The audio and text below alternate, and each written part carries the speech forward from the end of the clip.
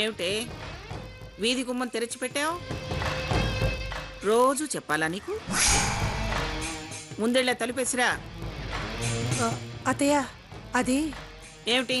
సాకేత్ బయటకు వెళ్ళాడు, వచ్చాక వేద్దామని. ఏమిటి? సాకేత్ బయటికి వెళ్ళాడా?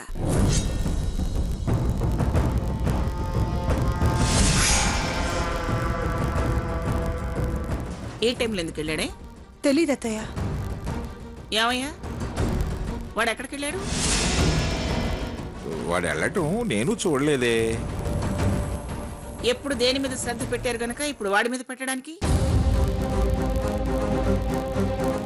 పెళ్లి కొడుకుని చేసిన తర్వాత బయటికి వెళ్ళకూడదు అంటే ఇలా రాత్రి పగలు అనకుండా వెడుతూనే ఉన్నాడు, వస్తూనే ఉన్నాడు. కనీసం వెళ్ళేటప్పుడు ఒక్క మాటన్నా చెప్పలేదే వాడు నాకు.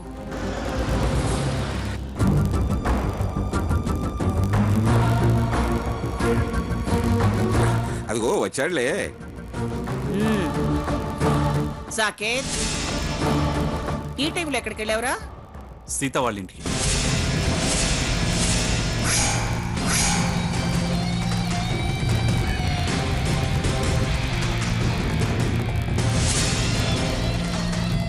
సీత వాళ్ళ ఇంటికా? ఏ టైంలో అక్కడికి ఎందుకు వెళ్ళావు? నా డౌట్స్ క్లియర్ చేసుకోవడానికి. డౌట్సా? ఏ విషయంలో ఎవరిని అడిగి క్లియర్ చేసుకున్నావు? సీత వాళ్ళ బాబాయ్ గురించి. అతన్ని అడిగి తెలుసుకోవడానికి వెళ్ళాను. ఆ తిక్కలాడి గురించి అడగడానికి నువ్వు వెళ్ళటమేమిట్రా? కబురు చేస్తే నాలుగు వేలాడిస్తూ గసపెడుతూ వచ్చేవాడు. నీ తరపు నేను అడిగేదాన్ని. దాచకుండా మొత్తం చెప్పేవాడుగా. ఏం డౌట్ అడిగావు? ఏం చెప్పాడు? ఏంటో కవర్ చేసి చెప్పాడు. నాకు నమ్మకం అస్సలు కుదరలేదు. అయినా గ్రాని గ్రాని అనుకునే నాకు అన్నీ నువ్వే అనుకునేవాడిని. నువ్వే నా దగ్గర దాచినప్పుడు పరాయివాడు అతనేం చెప్తాడు?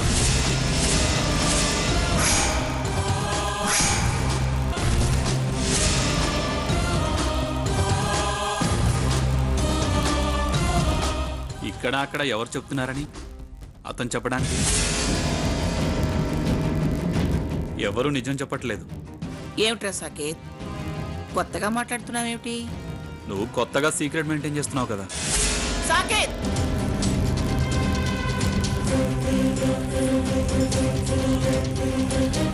ఎందుకు గ్రాని అంత సీరియస్ అవుతావు?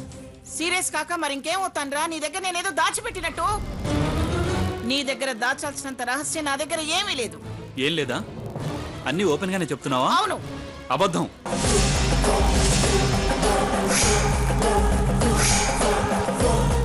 సాకేత్,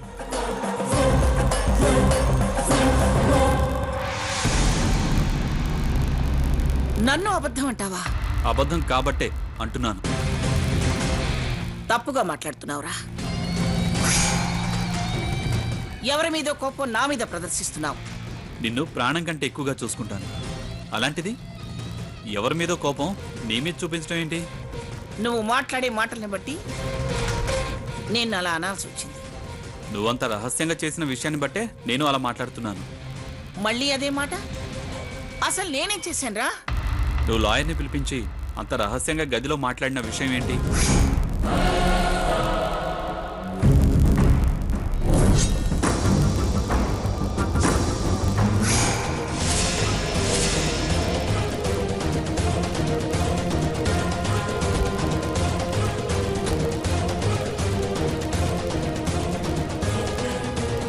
అందరం బయట ఎంత టెన్షన్ పడ్డామో తెలుసా?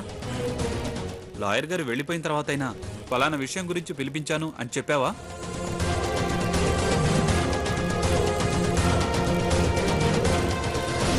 లేదు. నీకు అందరికీ చెప్పే అలవాట్లేదు, అందుకే చెప్పలేదు అనుకున్నాను. ఫలానా పని మీద లాయర్ గారిని పిలిపించాను అని నాకైనా చెప్పాలా లేదా?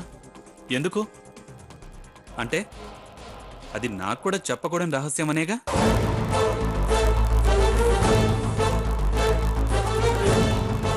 నువ్వు నన్ను కాన్ఫిడెన్స్ లోకి తీసుకోలేదనేగా అర్థం. శభాష్ రా మనవడా, చాలా బాగా అడిగావు. శభాష్ అని ఎంత పనే ఉంది ఇందులో. మేమెవరూ అడగడానికి ధైర్యం చేయలేదు, కానీ వాడు అడిగాడు అందుకని. వాడు నా పెంపకంలో పెరిగాడు. ఆ, మరి ఆనందును కూడా నువ్వే పెంచావుగా, వాడు అడగలేదే? వాడి దగ్గర నిజాయితీ లేదు కాబట్టి, సమర్థత లేదు కాబట్టి. పేకాట తప్ప మరో ప్రపంచం తెలీదు. తప్పు తన కింద పెట్టుకుని ఉన్నాడు. అందుకే వాడు అడిగే ధైర్యం చెయ్యడు. కానీ నా మనవడు వజ్రం, నిఖార్సైన మనిషి.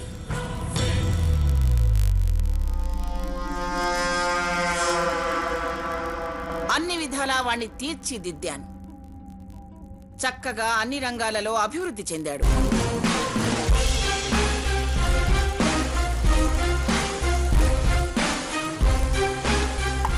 వాడి దగ్గర నిజాయితీ ఉంది, నా మీద ప్రేమ కూడా ఉంది.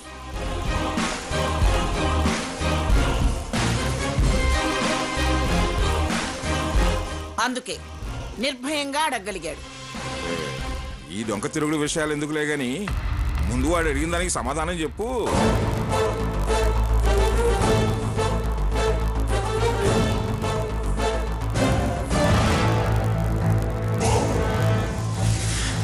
అడిగింది వాడు, వాడికి నేను చెప్తానుగా. చెవులో నూనెసి జుజ్జులు కొడతావా? నీలో నిజాయితీ ఉంటే అందరి ముందు అడగొచ్చుగా. కన్నా, ఈ గ్రానీని చాలా తప్పుగా అనుకున్నావురా. వీళ్ళిలా అనే అవకాశం ఇచ్చావు నువ్వు.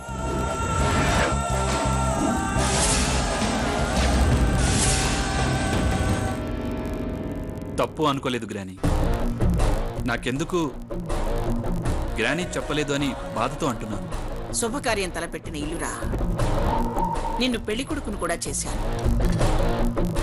ఇలాంటప్పుడు అలాంటి మాటలు ఎందుకని? నువ్వు నా మీద ప్రేమతో మరో రకంగా అనుకుంటావని, ఎక్కడ బాధపడతావునని చెప్పలేదు నాకన్నా.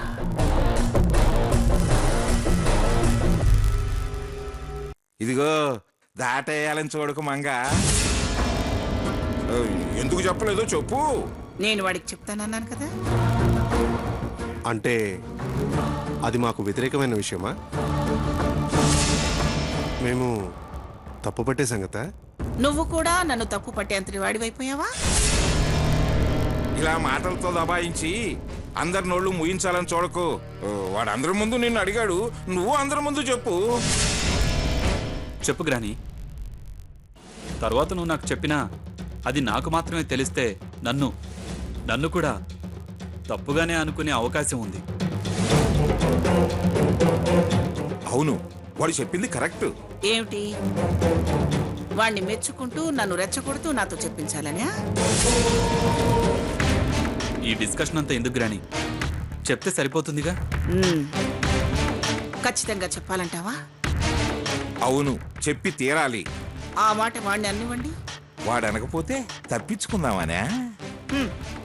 తప్పించుకుపోయే గుణం మంగమ్మ రక్తంలోనే లేదు. అయితే చెప్పు. చెప్పు గ్రాని. మిస్అండర్స్టాండ్ చేసుకునే అవకాశం ఎవరికి ఇవ్వద్దు.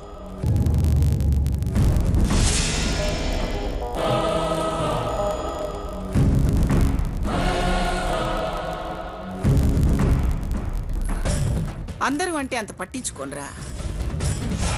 కానీ నువ్వు గ్రానీని చెప్పి తీరాలి అన్నప్పుడు చెప్పకపోతే బాధపడతావని చెప్తున్నాను. సాకేత్, నేనేది చేసినా నీ మంచి కోరే చేస్తానురా. నాన్న సాకేత్, నేనా చిన్నదాన్ని కాదు. రోజు రోజుకి వయసు నెత్తిన పడుతుంది, ఆరోగ్యం చెడిపోతుంది. నా తదనంతరం గ్రాని,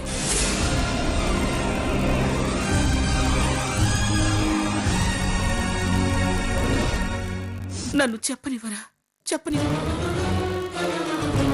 నా తదనంతరం నాలా ఆస్తిపాస్తులు సమర్థవంతంగా చూసుకునేవాళ్ళు నువ్వు తప్ప ఇంకెవ్వరూ లేరురా.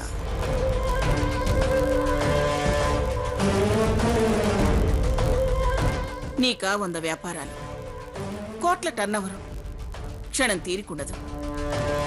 నీ పనుల్లో నువ్వు మునిగిపోయి ఉంటే జడ్జిగా చేసిన జవసత్వాలు ఉడికిపోయినవాడు ఆయనేం చేయలేడురా. వీడా ప్యాకెట్లో తలముంచేసి బయటికి తీయలేడు. ఎవ్వరూ పట్టించుకోపోతే గాది కింద పంది కొక్కులు గాది ఖాళీ చేశాయి అంటారు. అందుకే నీకు ఏ ఇబ్బంది లేకుండా రాకుండా, కోర్టులని కేసులని తిరిగే పని లేకుండా నీకు శ్రమ తగ్గించడానికేరా ఆ లాయర్ని పిలిచాను. మనకున్న ఆస్తిపాస్తుల మీద, నా పదవుల మీద నీకు హక్కుని అజమాయిషీని బదలాయించాను రా కన్నా.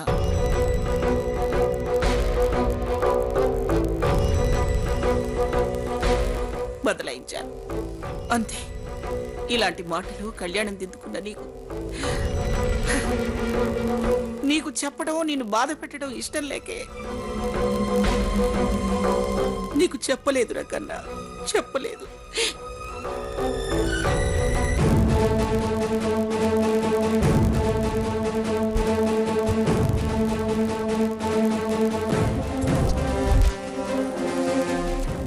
ఇందులో బాధపడటానికి ఏముంది? దాయటానికి, రహస్యంగా ప్రేడర్తో మాట్లాడటానికి మేమెవరూ ఈ విషయంలో అభ్యంతరం పెట్టేవాళ్ళం కాదుగా. మీరెవరూ బాధపడరు, కానీ వాడికి నా మీద ఉన్న ప్రేమ ఈ మాటలకి బాధపడేలా చేస్తుంది. నిజంగా నువ్వు చెప్పేది నిజమేనా? తాతయ్య, నేను అడిగాను, గ్రాని చెప్పింది.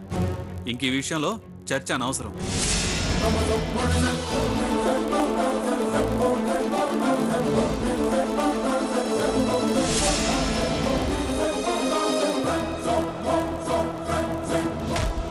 సరిపోయిందా?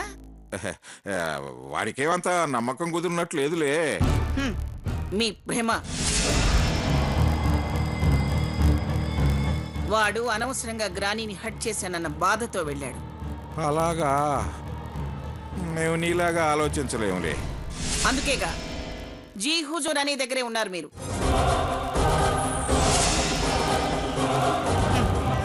పిచ్చి సన్నాసి. గ్రాని అంటే వీడికి దైవంతో సమానం. నా కళ్ళు చెమ్మగిలితే వీడు విలవెల్లాడిపోతాడు. నా తదనంతరమైన నా ఆత్మ ప్రబోధానికి కట్టుపడి ఉండాలిరా పిచ్చి పిచ్చి సన్నాసి. గ్రాని అంటే వీడికి దైవంతో సమానం. నా కళ్ళు చెమ్మగిలితే వీడు విలవెల్లాడిపోతాడు. నా తదనంతరమైన నా ఆత్మ ప్రబోధానికి కట్టుపడి ఉండాలిరా పిచ్చి కుంక.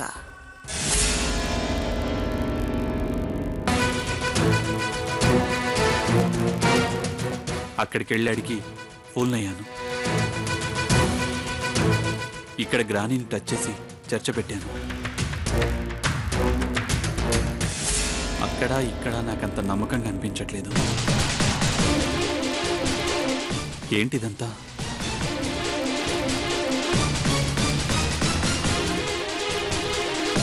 నా దగ్గర గ్రాని దాచటమా?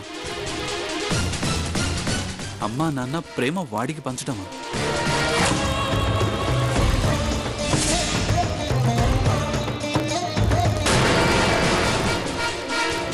నన్ను తలుచుకోవాల్సిన సీత రఘురామ్ని తలుచుకోవడమా?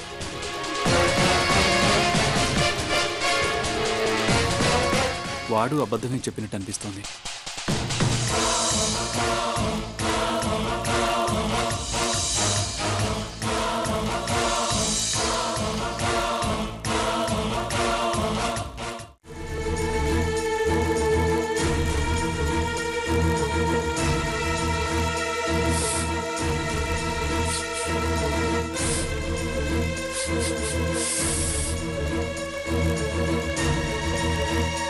ఏంటబ్బా పొగడి వాసన వస్తుంది? ఏం శకుంతలా, ఏం పొగడి వాసన గుప్పమని వస్తుంది? ఏంటి ఈ శేషం? ఉల్లి పొగడినా, మెత్తడి పొగడినా, ఆకు పొగడినా? శకుంతల లేదు రాధాకృష్ణ, పక్కింటికి అరిసెల బత్తి చెక్కల కోసం వెళ్ళింది.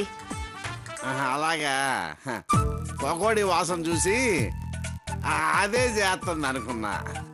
ఎవరు చేస్తాయే, ముందు కాళ్ళు చేతులు కడుక్కురా, పకోడీలు తీసుకొస్తాను. అలాగే వదిన, అలాగే. ఇక మనం డౌట్ పడాల్సిన పనే లేదు, అది ఖచ్చితంగా బాబాయ్ సిమ్మే. నాకు కూడా అదే అనిపిస్తుంది. మనకు ఏది అనిపించిందో అది కరెక్ట్.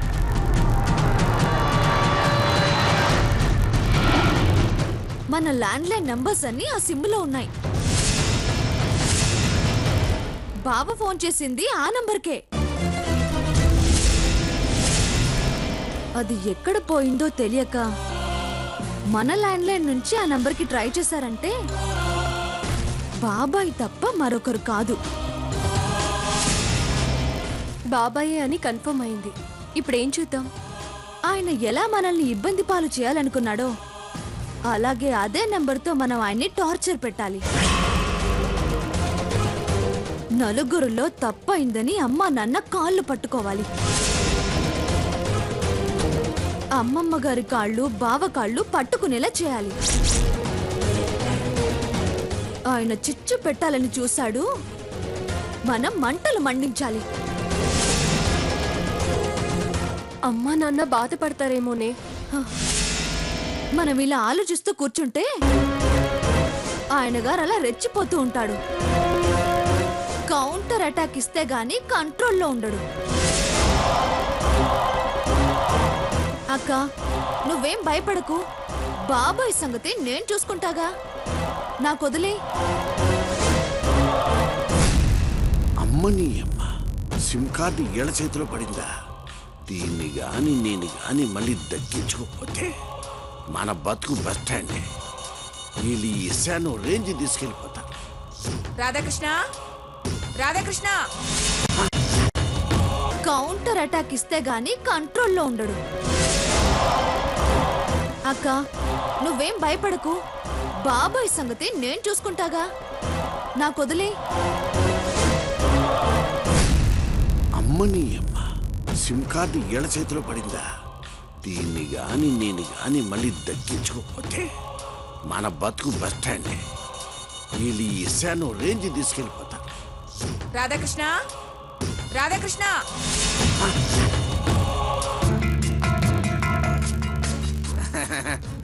వస్తున్నా వదినా. ఇదిగో.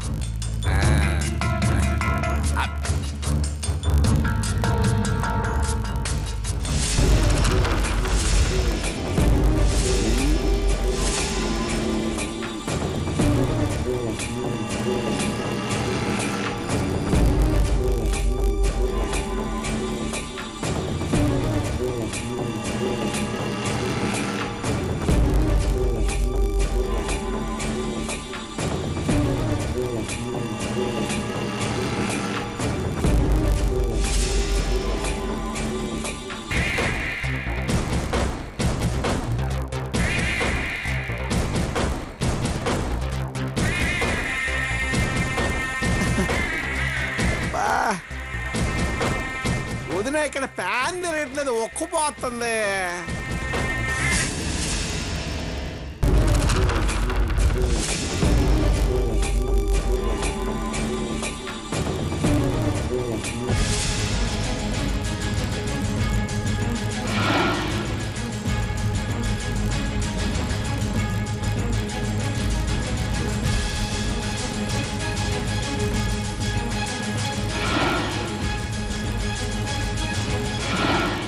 పెట్టి వచ్చారు ఈ సిమ్ కార్డు. పెట్టారా? రాధాకృష్ణ,